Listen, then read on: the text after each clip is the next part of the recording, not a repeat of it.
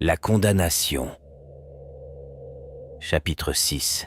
Le confinement. Je me réinstallai donc en France, dans un petit village situé entre Nîmes et Montpellier. La petite maison aux 4 vents tombait un peu en décrépitude, mais elle était agréable. Il y avait même un grand jacuzzi sous la terrasse. Sa configuration était parfaite, et il y avait assez d'intimité pour que je puisse relancer mon activité en toute tranquillité. En une semaine, j'avais remonté mon atelier et je commençais aussitôt à faire de la publicité. Les résultats furent immédiats. Au bout d'un mois, j'avais déjà quelques commandes. Le fait que tout soit fermé au grand public jouait très certainement en ma faveur.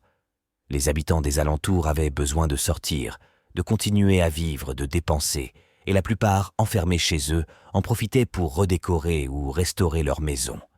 Début juin, un ami soudeur avec qui je travaillais régulièrement à Barcelone me rendait visite durant quelques semaines afin de m'aider à honorer quelques commandes que je devais livrer en Espagne. Puis, début août, nous redescendîmes à Barcelone. J'avais préalablement contacté Michel pour qu'il vienne nous aider à livrer les meubles chez mes clients. Il pourrait ainsi gagner un peu d'argent et il en avait grandement besoin. Voilà plusieurs mois qu'il vivotait avec 3 fois rien. Dès notre arrivée, je le récupérais sur place. Il était manifestement content de me voir. Là-bas, le confinement venait d'être levé. David l'avait, comme un chien, littéralement abandonné à son triste sort après plusieurs années de bons et loyaux services.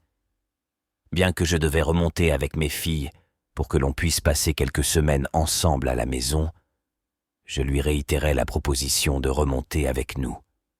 Mais une fois de plus, il refusa. Je ne pouvais pas non plus le forcer. Sa peur, bien ancrée au plus profond de lui depuis 16 ans, le tétanisait toujours. Je repartais donc, non sans un pincement au cœur, tout en sachant qu'il savait plus que personne comment s'en sortir, malgré sa situation plus que précaire. Au fil des mois, je prenais contact avec lui pour avoir de ses nouvelles. « Alors Mich, comment ça va ?»« C'est la merde l'Espagne. Ici, tout est mort. » Bien que la vie avait repris, que le confinement était passé, les rues de Barcelone étaient vides. Beaucoup, désormais, télétravaillaient, et la grande masse d'étrangers qui, habituellement, peuplaient la ville était repartie. Une grande majorité de commerces n'avaient pas réouvert. L'État espagnol avait certes congelé les loyers pendant quelques mois, mais ils étaient cependant dus à leurs propriétaires.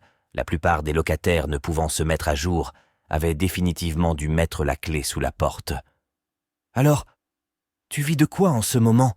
lui demandai-je. « De la vente de carton. »« Il faut que tu rentres en France, tu ne peux plus continuer comme ça.